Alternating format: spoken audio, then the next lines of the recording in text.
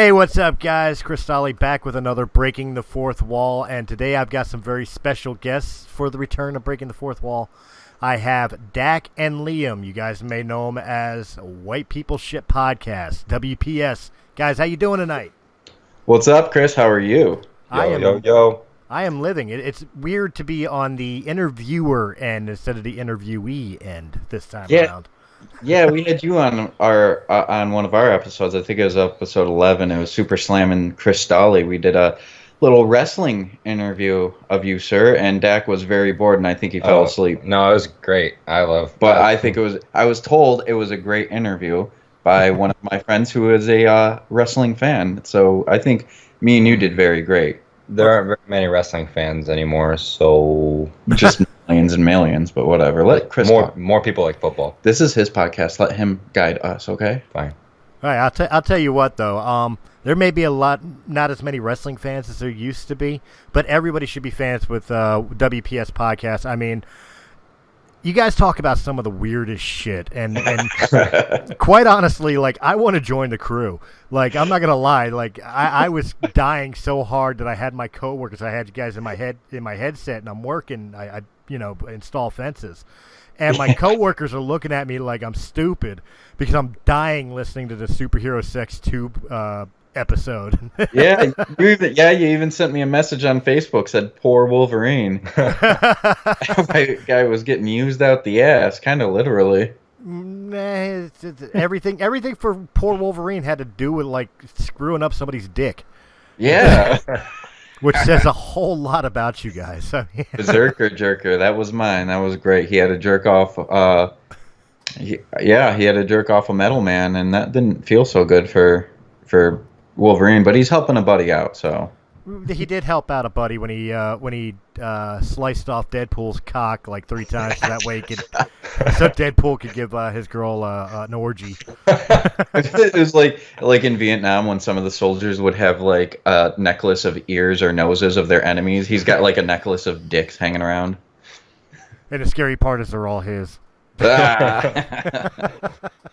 So, guys, of course, the big question that anybody that may be following the show or being introduced to it for the first time is, what made you two get together and even want to do a podcast?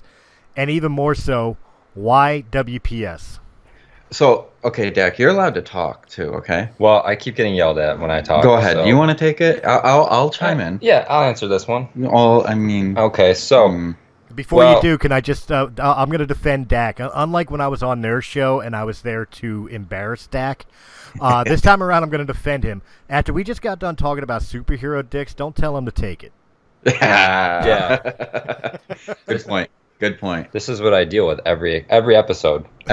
What you do. I'm sorry, Princess. Go ahead. Every episode. So, anyway, Liam and I work together, and we've gotten pretty close. The weird shit we talk about on the podcast is the same weird shit we talk about at work, and everybody at work thinks it's hilarious. Everybody's always laughing. And then one dude said we should do comedy or like a podcast or something. Well, yeah, one guy said that we should think about doing a stand-up, and we actually thought about that pretty seriously. We haven't told that story on the... We're not going... Well, we haven't told the joke. We've told the story. Have we? Yeah, so we were... After hearing that comment, we actually got together and we were trying to create a joke, like an original joke. It's a two-man joke. We do some voices. Some of the voices you guys actually heard on our podcast, if you listen to it, which you should, like Chris said. We came up with a joke. We had everything. We even practiced it in front of the people. They were laughing at it throughout the joke, and then we got to the punchline, and they're like, giggled, and then they're like, oh, that was the punchline. So we fell flat on the punchline. We got to get that down, but then, and then we were told, well, we should at least be doing a podcast. So here we are. Well, I will say this much. 2 things. Number one, there are comedians that tell their jokes through story, which basically is what you guys do in podcasting. So instead of looking to have jokes with punchlines, just have conversations like you do, and maybe that would work out in a stand-up routine. But however, you brought it up, so we're going to get a Breaking the Fourth Wall exclusive right here. I'm putting you guys on the spot. What's the joke? Shit. Oh, the joke. Oh, Oh, the man, joke. shit. we haven't practiced this forever. I don't even remember. So we'll go through it. You don't remember it at all? I know some of it. I know the punchline that sucks. Okay, we'll try to. All right. If you'll stand by. I'll and- stand by. Yeah. All right. So let's do this. So I'll set it up, and then we'll try to play through the joke. So if this were to be a stage, I would start off with saying, oh fuck, I already forgot. Well, basically, so you got one guy. I'm sorry. You got these two guys. They die. They go to heaven. They're at the pearly gates, but God comes out, and one guy is a gangster gangbanger, and the other guy was a what was he? He was a nice going. Yeah, he was just like pretty, a normal, pretty nice, average Joe guy. Yeah, just nice right? dude. So God comes to God comes to meet these two guys outside the pearly gates. He's like, "Hello, gentlemen. Welcome to heaven, the happiest place in eternity." Yada yada yada. You get the shtick. I don't know why he's Jewish, but he's Jewish. Okay. So the problem is we're kind of at capacity for I don't know how much longer. You'd think I would know, being all knowing and whatnot. But we're gonna go based off of your sins. Whoever has the most sins, they get to go to hell, and the other guy gets to enjoy everything past the pearly gates. So we'll start with you, sir. Oh, hi God. Well, I always went to church, and I was always a good person, and I always prayed to you every night, and I think that I should be the one that gets into heaven. Okay, that's okay. That's fair. That's a good boy. You're a good boy. Okay, so right here, let me open this book up. Okay, right here it says that when you're 7 years old, you were grounded, and you Yes. disobeyed your parents. You ran out of the house, and what? So how is that not a sin? I snuck out. It was a Sunday, and all my friends wanted to go to church, so I went to church. I snuck out to go to church. Oh yeah, you know in the commandments where I wrote, "Thou shalt not disobey thy mother and thy father." I did see that. I put in a little thing that said it's okay if you're going to church. No, I didn't. That was bad. You're a bad boy. Oh, I'm sorry, God. Okay, and sir, what was it? It says you stole a car. Why'd you do that? Because I wanted that shit. Okay, fair enough. I want to steal that motherfucker's car. Yeah. I hear you. Okay, now back to you, sir. Now, when it says when you're 13 years old, you stole some gumballs from the little dispensers that they have. You know that's not free candy, right?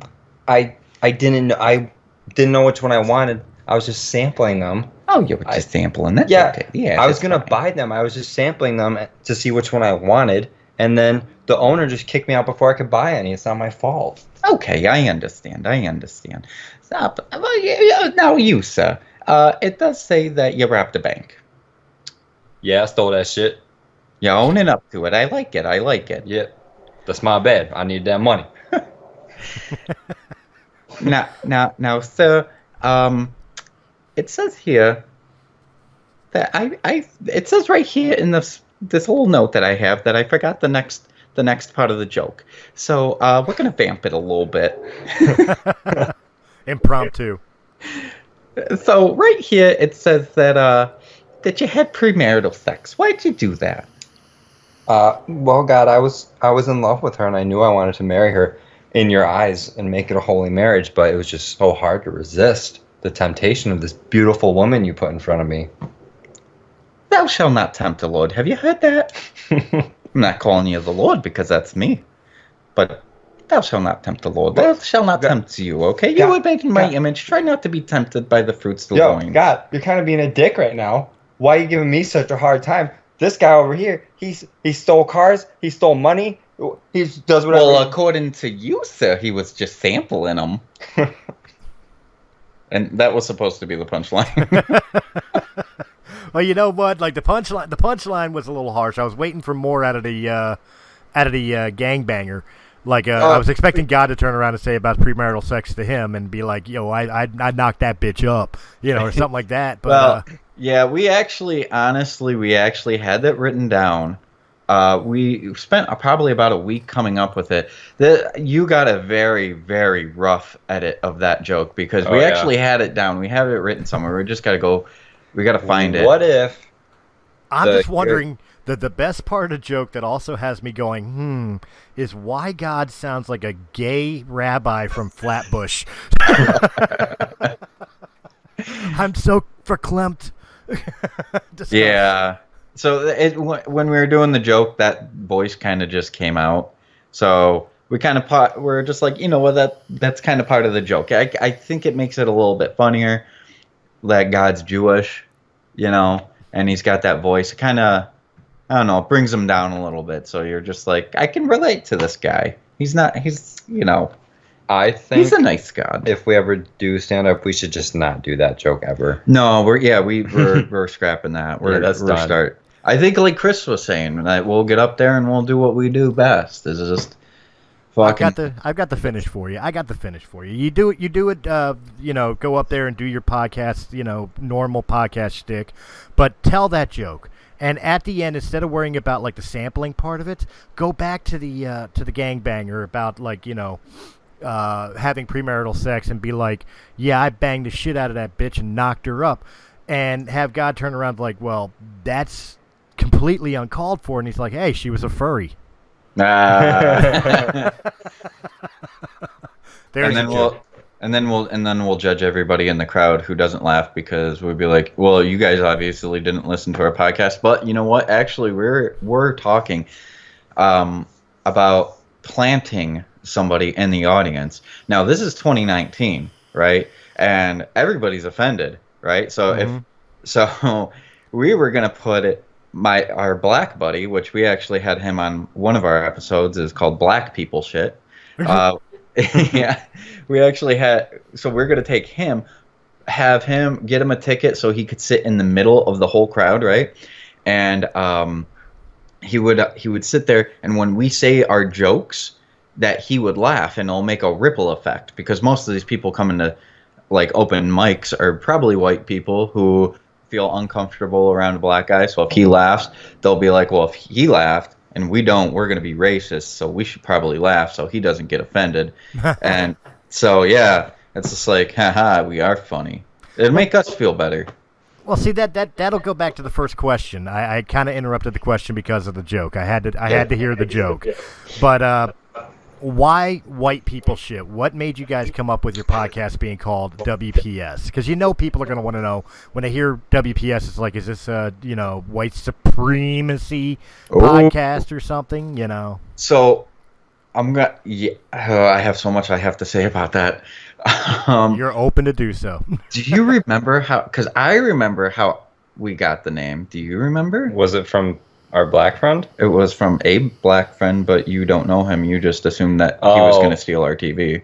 No, then I'm thinking of something else. Okay, wow. So I have a second job. I'm sorry, I did have a second job until they illegally laid me off. But anyway, I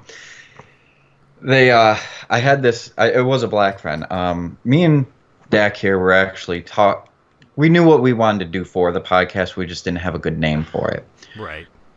So originally it was going to be called the Everything Bagel Podcast. Reason why is because it was supposed to be everything, like everything's involved, right? Like Everything Bagel. Well, and I thought it was a goofy fucking name. I thought it was stupid. He thinks a lot of things are stupid. It feels very local. I mean, because what people may not know is you both are from New York, and yeah. Bagels is very, very New York, like little locks and smear. See, Liam, back to the Jewish thing. I don't want you giving Liam more points to make himself feel right, because he did not think about that. He just thought his stupid ass name sounded good. He had no reason for it. He just liked bagels. Yeah, that's kind of true. But Chris made me sound smart, so I'll take it. I'll take that credit. No, so I was talking to my buddy Tony, black dude. And it matters that he's black in this story. So I was telling him, Yeah, me and my buddy were doing this comedy podcast, but we're having a hard time coming up with a name for it. I suggested the Everything Bagel podcast. He said that sounds goofy as shit, and he's like, "Yeah, man, that does sound goofy as shit." And I was just like, "All right, well." And then I was telling him a story about I went to this concert, and it was in Toronto, and it was Panic at the Disco, and this one black girl came past me and asked me about this what the concert was, and I was like, oh, it's Panic at the Disco. And she looked at me weird, and I was like, don't worry, it's white people shit. And she laughed and walked off. So I mentioned that to him, and then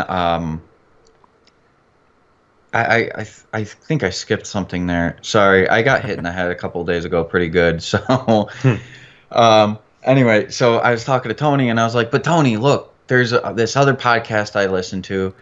It's actually called Tiger Team Awesome, and I don't know if you've ever heard of that, Chris, but they're kind of it's a trio of goofy guys, white guys talking about some just random shit and everything. They're actually they actually got sponsored through Chris Jericho, actually. Oh, nice. Yeah, so that's how I heard about them. Well, when I said Tiger Team Awesome to him, he gave me a weird look, and I was like, it's white people shit. And then he started laughing again, and I was like, dude, maybe we should just call it white people shit. Well, see, that makes sense. And when I first, I won't lie, when I first met you guys and you told me about your podcast, and I went to go listen to it, obviously before I was invited onto the show. Yeah. The first thought with white people shit is like, what am I getting into here? You know? And it really is like the stereotypical. What people of color would turn around and be like, that's white people being stupid. That's white. That's Yes. what white people talk about. That's what white people do. That's really the motif of the show. It is. We are making fun of white people probably the most, but we call ourselves, we are equal opportunity stereotypers. We will stereotype everyone because you know what? We don't want anybody being left out. So, but And also, we both have the mindset that if it's a joke, no matter what it is, if it's a joke, we'll laugh at it. Like, you can make a joke about anything to us, and if we know it's a joke, we're gonna find it hilarious. Some people get a little sensitive about certain subjects. well, we're not. How about we just don't talk about the children? Well, I think if it's a joke, it's funny. But Liam here is all sensitive, and if you mention children, then he gets all butthurt. I don't. Okay, so do you want to tell them? Tell him what you did to me? I can, yeah. Do I have to pull out the Obama doll so Liam can show me where he touched it? So Liam gets very sensitive about jokes about children. So I don't know if you've heard about the Chris Watts story. Yes. Yeah. So me and my other buddy were at lunch one day, and we found this song that somebody wrote, and the title of the song is Chris Watts. And this dude is literally singing about everything that happened. And he's talking about, like, the chorus. The chorus is like, I put my wife in the ground. I put my girls in the tank. I cheated with a slut, all because she let me fuck. And then, so the whole time, Liam's already upset. Right.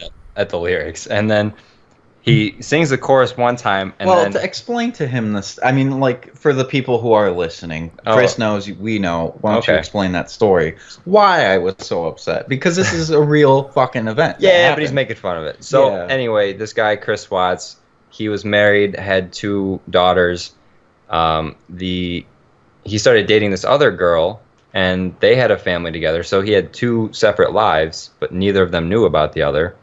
Mm-hmm. So he was like, this kind of sucks having to pay for 2 families. I think I'm just going to kill my other one.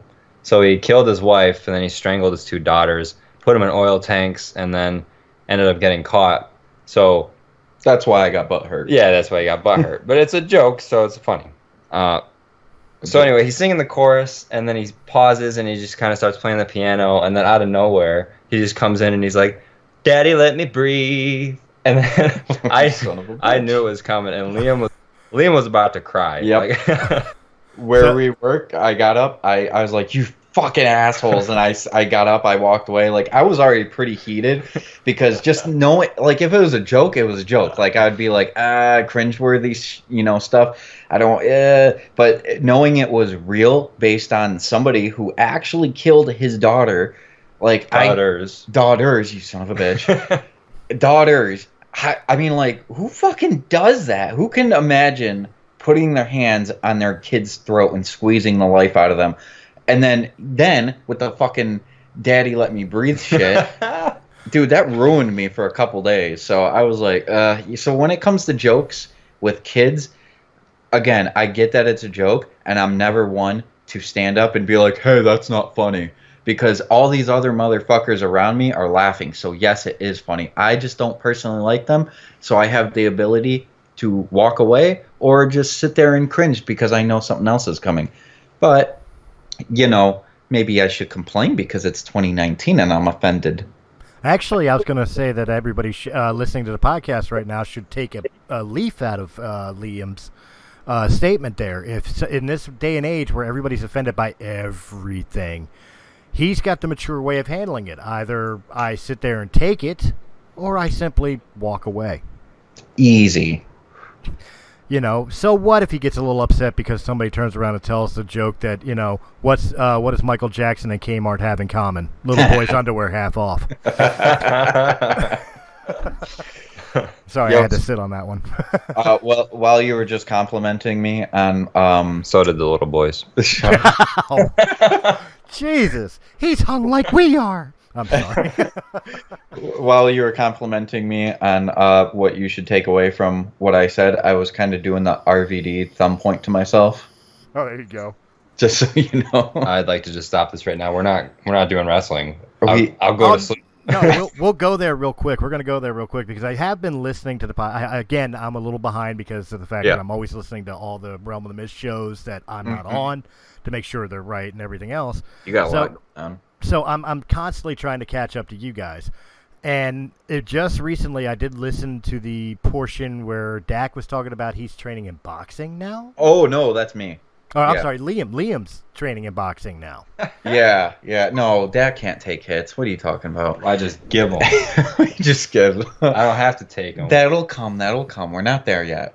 Well, see, that was where I was going to go with it. It's like, since Liam's doing the boxing thing, Dak, didn't I challenge you to go to a local wrestling promotion and train?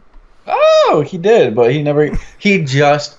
Okay, how many? That was a few months ago. That was back in March, I believe. Yeah, something March, like that. April. He just went to the gym for the first time in years today. And I killed it. And he killed himself. It's all right, Dak. You're in shape. Round's a shape. Yeah, well, he's more of like a stick. a very defined stick. Actually, one of our buddies took a picture of a stick leaning up against the house and sent it to him and said, hey, I didn't know you were here. Wait, I'm going to make Liam laugh right now. Everybody else is going to have to wait for the description here, but I'm going to make Liam laugh right now. Dak, I want you to play along with me here. Mm-hmm. Okay. I want you to stand up. Well, let's stand up, buddy. I'm standing. He's standing. All right. I want you to turn sideways. Turn Sideways from Liam, so that way your shoulder is facing Liam's face. Wait, hold on. Where'd he go? Now stick out your tongue. Okay. Look, Liam, a zipper. Ah. You know what the saddest part is I'm in Philadelphia, he's in New York, and I just made him do that on the radio. On an audio podcast. He owned that ass. He didn't even have to touch you. He said, will you play along with me? I was like, yeah, sure, I'll play along with you. He didn't make me. I chose to do that. Well, I was here to make sure that you did it. I was kind of like his lackey just now. What are you going to do? So Liam, going back to the boxing thing, what made you decide to want to become a boxer? And since that podcast where you announced it, how's training been going? Oh, so I did this when I was 16. From 16 to 19, I never did any fights or anything. I was basically sparring partners for my brother's guys. He was brand new to training people, and he didn't have any money to hire people for sparring. I needed to get out of the house, Dak. Out of the house. It's a good place to be, by the way.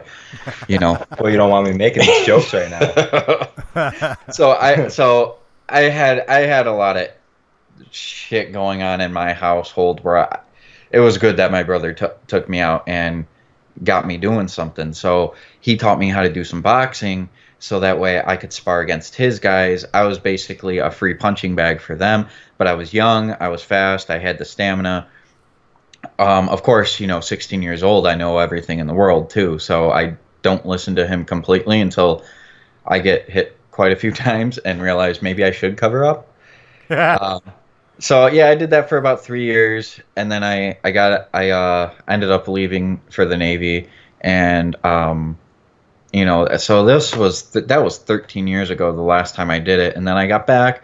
My kids are doing Taekwondo, and they're loving it. My daughter's really great at it, so when she gets older, don't have to worry about her with the boys so much. She'll kick their ass. I've seen it happen during her sparring classes. So I wanted to get back into something. I was considering doing it with the kids, just kind of like a bonding thing, which, I don't know, because you're not really paired up with the kids all the time with the family stuff. And, right.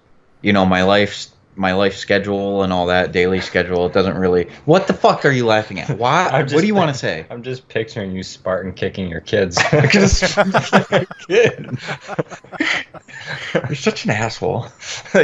You got your daughter in a chokehold, and she's like, "Daddy, let me breathe." You son of a bitch. Now stand still, Timmy. Daddy watched this on a Bruce Lee movie, One Inch Punch. Yeah, right. But yeah, they're the school director there too keeps trying to convince me to do it, and I'm like, my heart's just not there, man. So I found this one local gym, and I was looking into it. I looked at a few different ones. A lot of them were the bullshit cardio boxing ones. I was like, I want to do it for real, I mean, I'm 32, so I know I'm never going to make it pro or anything. I just want to get a few fights under my belt. But I've been going to this guy. He's same age as me. He's actually been boxing since he was 9 years old, so he's been doing it for 23 years. I doubt it. He will fucking rock your world. I doubt it. He's a small guy, 123 pounds, soaking wet.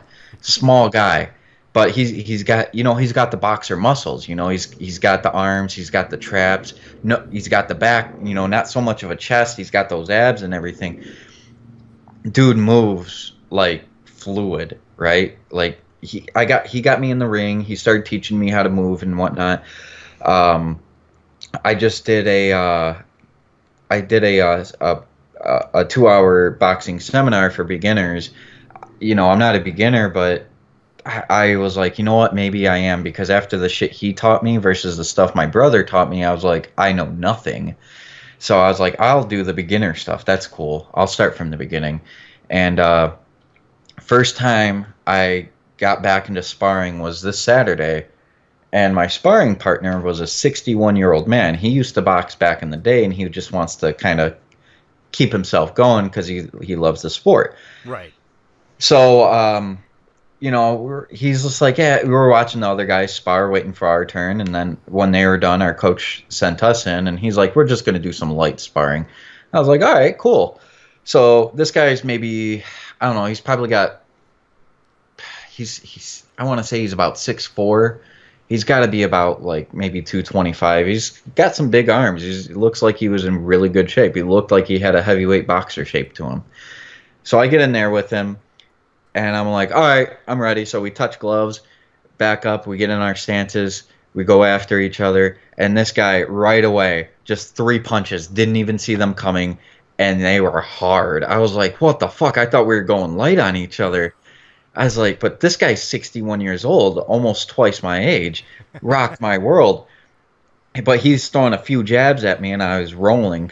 So there's a lot of rolling is basically when you slightly turn your body, but you're keeping eye contact slightly. A lot of people do it too much, throws off their balance. But I slightly did it, and he liked it. He was legitimately trying to hit me, and so that was about the only good thing I did during that whole sparring match. I got him a few times in the gut. You stayed conscious. That's a good thing too. Well, then I got in.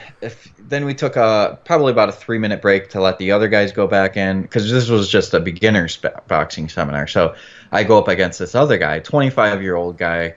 His name's Zach. He used to do boxing, but he never fought. He never had a fight. He always just was sparring partners for some guy. And he's 200 pounds. Looks like he's built like a wrestler.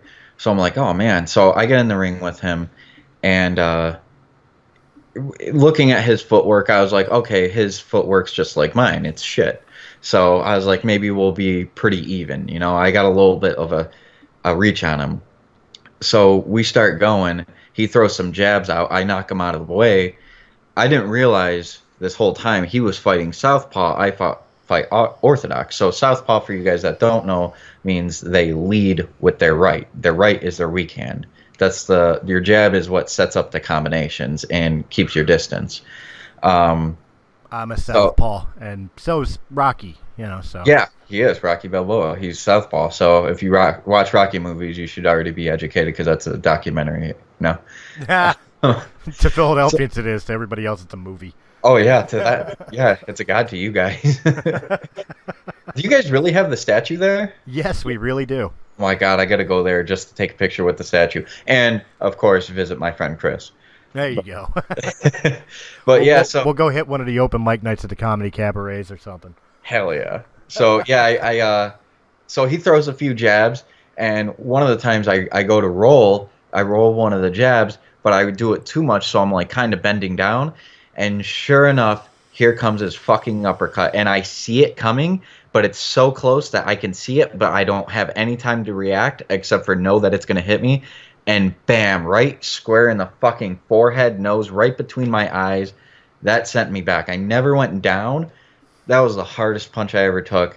And that guy rocked my fucking world. And I don't remember too much after that. So You're such a bitch. So I told Zach about Dak here and how he talks so much shit. He's built like a fucking stick. And how he talks so much shit, and I want to get him in the ring with these guys and talk all this shit to them and see what happens to him. Because I gotta put it on YouTube. We're going to have EMTs on standby. See, you're just getting butthurt. You know that my shit talking is a joke, and you get You're so sensitive. I went in there knowing that these guys are better than me. I already knew that. I went in there, and then they humbled me even more, especially the 25-year-old kid. I kind of expected him. He's going to have more strength. He's going to have more stamina. For boxing, 32 is kind of like you're coming to an end, pretty much. For 25, he can still rise up, right? He's still got all that behind him. Again, if you follow the documentary of Rocky, I mean, he was in his 30s when he got discovered and got a shot at the world champion. Yeah. He said he's about to be 30 himself. That's in the beginning of the movie, right? When he was at the bar with Paulie in the bathroom. Right. I don't watch that religiously. All right, well, I gotta move this along. I'm enjoying the conversation and hearing about the boxing, and you're almost making me want to do like a breaking the fourth wall with WPS Part 2. Ooh. But if we ever did do that, we got to do like a comedy sketch thing, and we'll call it "Sorry We're White." Yeah. But oh my God, that sounds like a good. Okay, I'll try not to use that as an episode name in the future. That's a really good one. Well, if you do use it, make me a guest. Oh yeah, Sorry We're White with Chris. Dak, this is gonna be a short segment because I just gave Liam a whole bunch of time to talk about boxing. Yeah. What the hell do you do when you're not doing white people shit? Well, Chris, I'm glad you asked. Today, not the talent. Today, I got out of work. I went to the gym, went to the grocery store, came home, made dinner just in time for Liam to come over. Then when Liam leaves, I'm going to relax, watch a movie, and go to bed. Okay, that's today. Tell him what you really do on a daily basis. I'll give you... here's how I look at things. This is how he looks at things. The weekends are for doing things. Weekdays are for going to work, coming home, jerking off, and relaxing. He is a single 23-year-old man. He has no kids, no responsibility. Really? He's pretty much has no kids. We don't know. There's been a few. Yeah, we don't know. But we don't know. So far. He's been around plenty of places. you might have some kids that speak quite a few different languages. Yeah. Jeez. Yeah. That'd be cool. Mi como papa? All right. Yeah, go ahead. Tell them the real stuff. I go to work. I come home. Sometimes I stay late because I'm a dedicated employee. So I'll stay at work till 6 or 7 at night. 10 o'clock is bedtime. And, go to work, come home, relax, eat dinner, relax some more, take a shower, go to bed. So you do nothing. He has friends who beg him to come out. I do stuff like during the week. Like I'll go golfing sometimes. I suck at golfing. Like I'll go out to a restaurant once in a while if they want to do that. But it's like once when they want to do that. That's because it's your roommate and his girlfriend, and they feel bad for you, and they ask you if you want to go out, and you only go out with them. No, I told them last time they wanted to go to the drive-in, and they wanted me to come with. And I said, no, that's weird. That's you two. That's weird. You call in bed between the two of them. I do not get between. I don't get between the two of them. I get on the other side of Lou. Oh, that makes it better. That's less weird. Because you're on the butt side. Because if it was like Mary, me, Lou, that'd be weird. But it's not. It's Mary, Lou, me, and I'm not cuddling Lou. I'm just next to them. Wait. While they're laying in bed wanting to have alone time. But I get invited into the bed. Wait. Mary and Lou, please tell me when you guys are all in bed together, they call you Teddy Bear. Aww. I mean, they call me Coda Bear. Or finger cuffs, maybe. I don't know. They call them finger cuffs. So you really have like no hobbies or anything. You don't like play video games. You don't read books. You don't. I play video games. Yeah. Yeah, he does. He plays video games. He's back on Tinder. Yeah, that's a hobby. That's a hobby. I deleted it for an entire week. Oh my God! I'm proud of you. Yeah, he Intervention. was in love. So I was not in love. He was stalking some girl. I went on 2 dates. He was gonna do weird flower shit. Listen, all right, Chris, I need some advice here. I'm probably the wrong. I'm a divorced father of 3. Trust me, I'm probably the wrong person to ask advice on that. It's simple advice. So at what point is it okay for you to leave a surprise flower on a girl's car? Like when's too soon? When's it okay? Well, too soon would be, you haven't even met this person yet. Yeah, that is okay. Yeah, that would be too soon. Well, we went on 2 dates. It was going well. We were trying to schedule a third date, but it was going to be some time before the third date happened. And I was like, maybe give her a little reminder that I exist. I'll throw a flower on her car. Yeah, she kept blowing you off. So yeah, you should definitely. It's because I didn't do the flower. She was just like, you didn't do the flower. Did you call her? Both dates involved pizza. No, they didn't. I thought the first. Well, that's why we called her Pizza Girl. The first date. I don't even know her name. The first date. Pizza Girl. Yeah, the first date there was pizza. Second date, we were just adorably cuddling. Her pizza. And we watched a movie. It was cute. So why was there no date 3? Did you not call her or?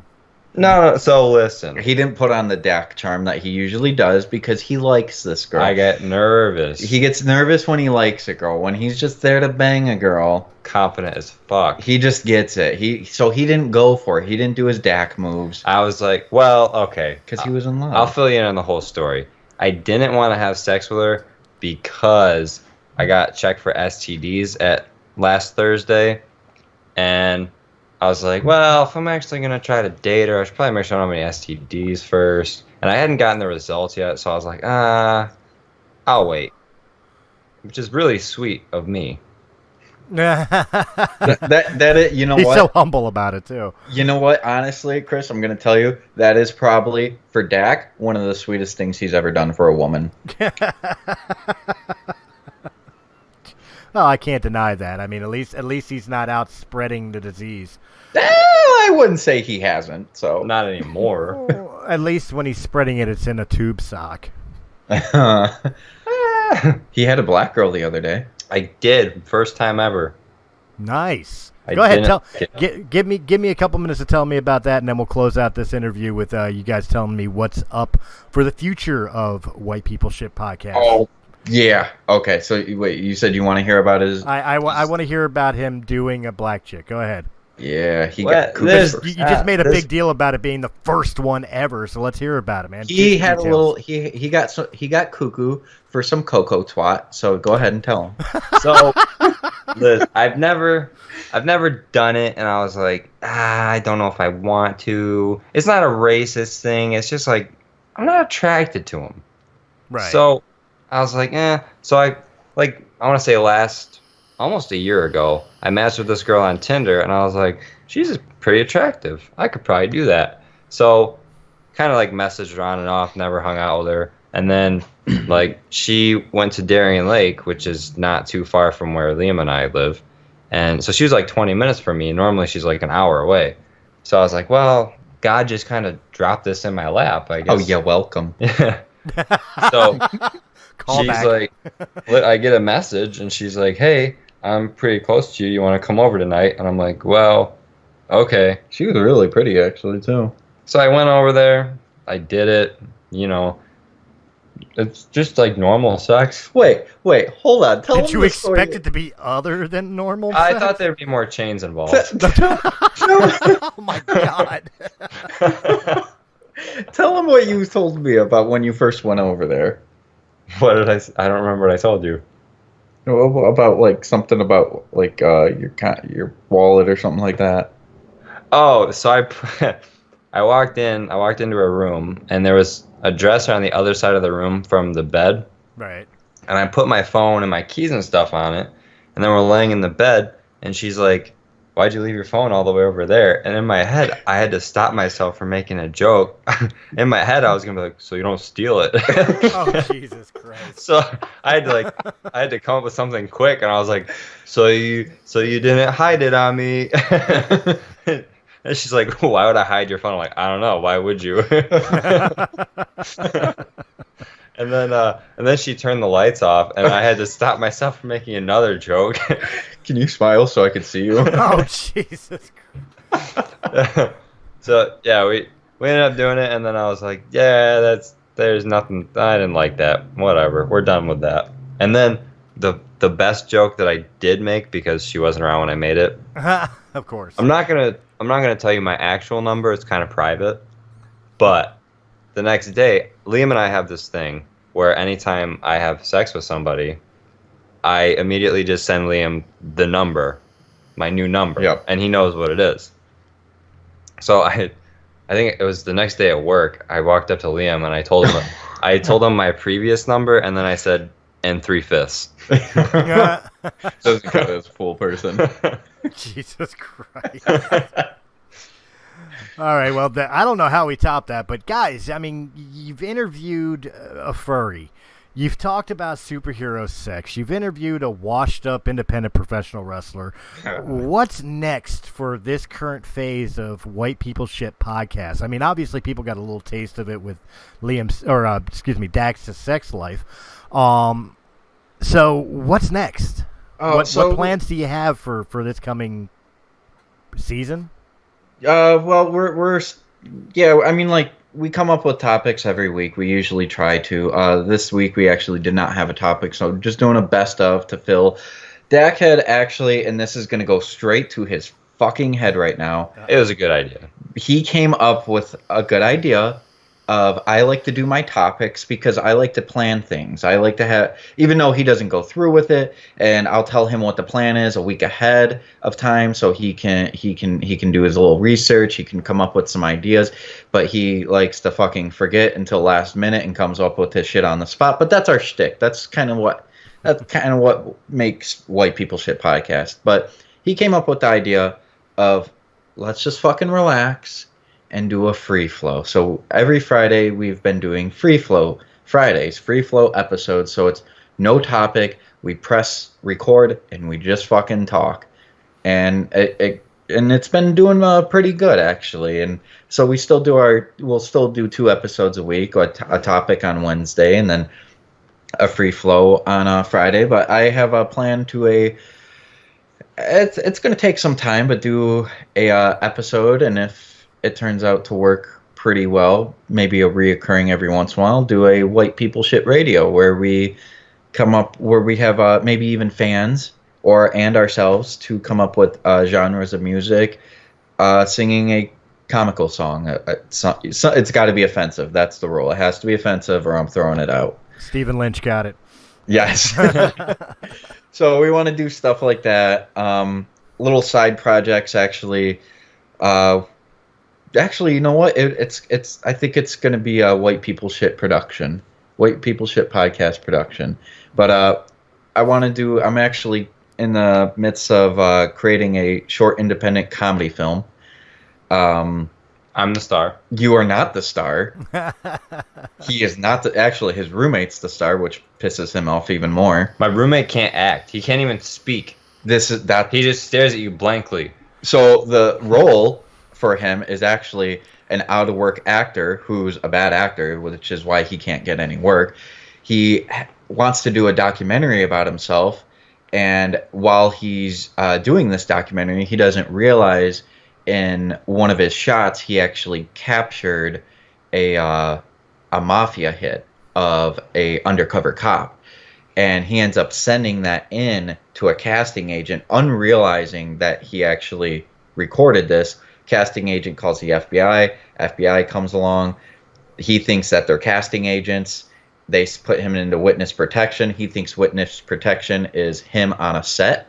Think Tropic Thunder, where they thought they were being recorded for the whole movie and ad-libbing. So it's basically that, except for this guy is always being it's kind of like Tropic Thunder meets Trailer Park Boys, basically.